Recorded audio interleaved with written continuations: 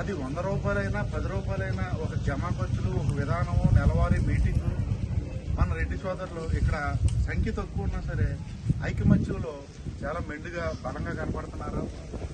ఇంకా మీరు ఇలాంటి సేవా కార్యక్రమాలు మరిన్ని చేసుకుని మన జాతి ఒక్క పేరుని, ప్రతిష్టని ఎదరకు తీసుకెళ్తారని ఆశిస్తున్నాం.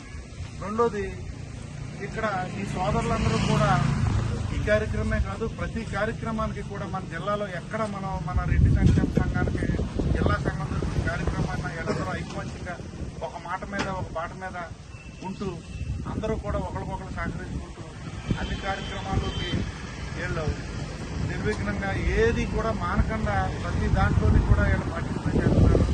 మీరందరూ కూడా మరింత ఐకమత్యంగా ఉండి మన సంఘాన్ని, భీమవరం నియోజకవర్గ రెడ్డి సంక్షేమ సేవా సంఘాన్ని ఇంకా బలపరుస్తారని ఆశిస్తున్నా.